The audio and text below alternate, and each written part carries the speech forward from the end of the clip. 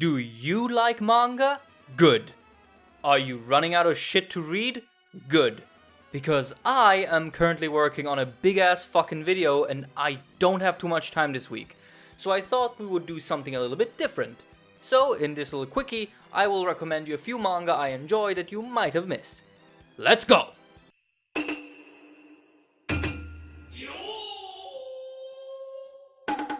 There is an ever-growing influx of fresh new manga series coming out every year.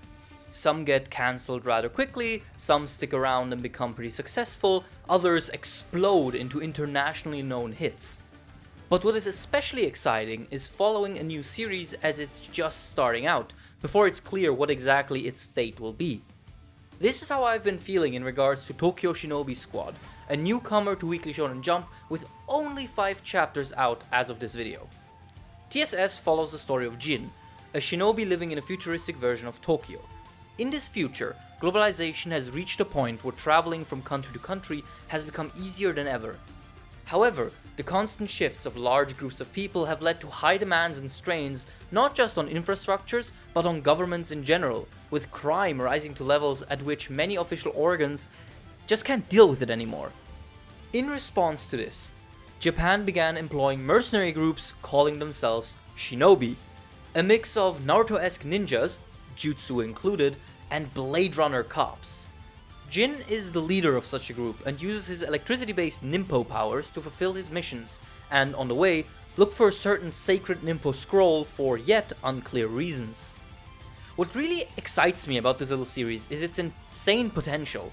Between the intriguing world and lore building, the likable main cast, and the awesome power system, this definitely feels like a series that could go far. Futuristic battle shonen is quite rare, and TSS emulates the best parts of more classic shonen like Naruto to, so far, great effect. It really kind of feels like a mix between old classic big 3 shonen garbage, if you want to call it that, with more futuristic and more modern aspects. For example, I think the power system feels like a better version of chakra, as it's not just random techniques you can learn by managing a finite amount of energy, but rather it's these scrolls that you have to train and learn for a very specific amount of time before you can throw them out in whatever way they will explain later on. So if you're in the mood for something fresh yet familiar, I can highly recommend this manga. It's also really in its early days, so catching up doesn't really exist as a problem.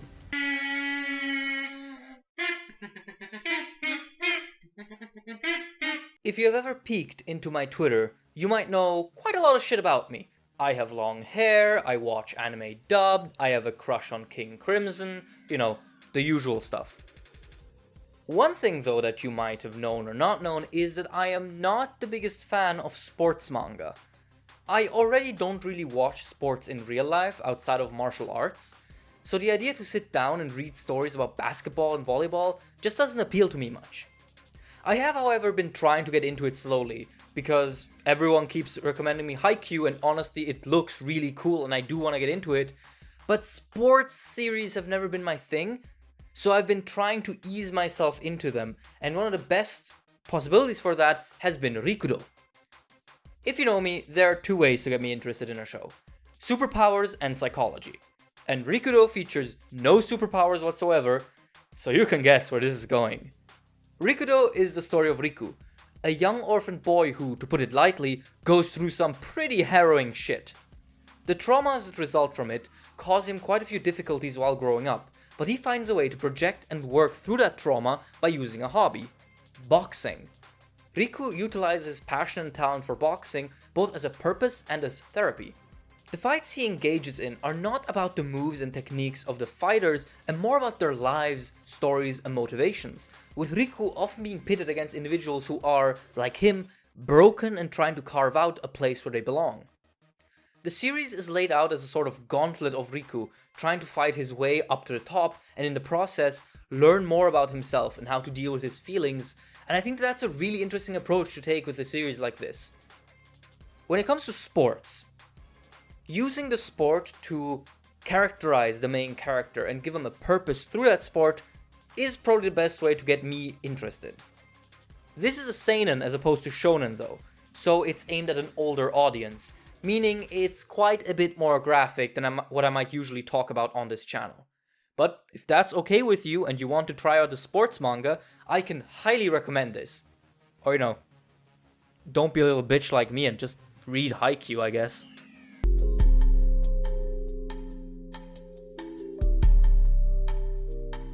This next one is hard to talk about. Not because there isn't much to say about Pandora Hearts, as it is a fantastic manga.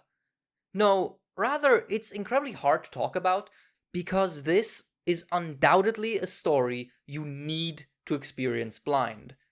The various twists and turns the story takes are among the best I have experienced thus far, and it would be unfair and dickish of me to rob you of those moments for, that sweet YouTube view retention.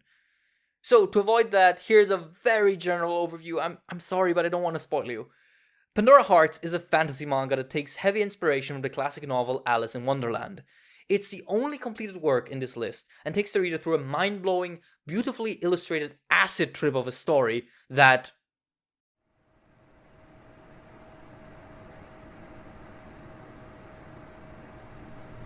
And if you want to know more and trust good old Ocean Man, just read it.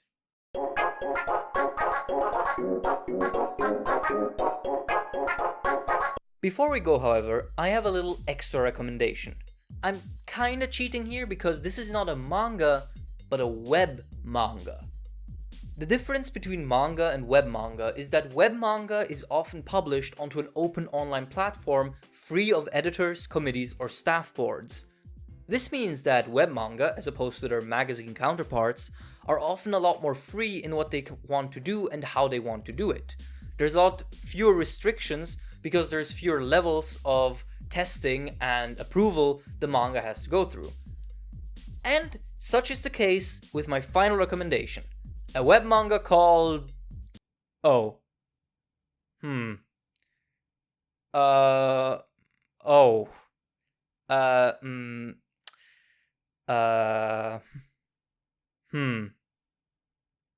Alright. Dogba is the story of Rex, a half-dog, half-human hybrid who is on a journey to kill his father. And if you're wondering why I'm not showing you any pages, it's because this web manga is, unhinged, and I don't really fancy getting demonetized. The manga takes full advantage of his web nature, indulging in the vulgar and the obscene. And yes, it does get pretty juvenile at times. But more than the actual contents of the story, what really gets me about this manga is its creation. Most mangaka are these elusive artists that we as Westerners can never really interact with. They are these distant, almost mythical figures to us, living on the other side of the planet that we have basically no real connection, no real interaction with. But with web manga, not only are most artists much more available due to the nature of the internet, but they are also not all exclusively Japanese. Dogba is created by DH Animations, a young man from the United States. He creates this story completely on his own and works in multiple references and Easter eggs to more popular anime and manga, as he is a fan just like us. And even though both the storytelling and art of Dogba could use some improvement, I think it's very inspiring to see young people from all over the world rise up to try their hand at comic and manga stories, and in the case of DH, do it with such constant communication and passion for the project.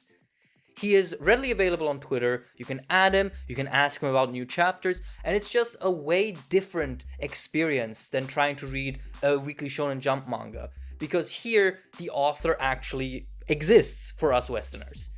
And I do think that in the case of DH, there's just this air of entrepreneurship around the entire manga. Like this project of passion that him and everyone involved is really interested in. I don't recommend this manga if you're easily upset or offended, but if you can stomach something like South Park, for example, and are willing to check out a more experimental, small-scale project in its infancy, you might want to give this a go. I'll leave a link both to it and the author's profile in the description. Thank you all for watching. I hope this wasn't too different or weird. Trust me, I am working on something real big and I cannot wait to show it on here. But as of now, I just needed this week to cool off and do some other things, so I hope this is enough to hold you over till next week. Thank you again for watching. Subscribe if you haven't. Consider supporting me on Patreon for more content. Take care and be safe, and I'll see you all next time. Bye bye.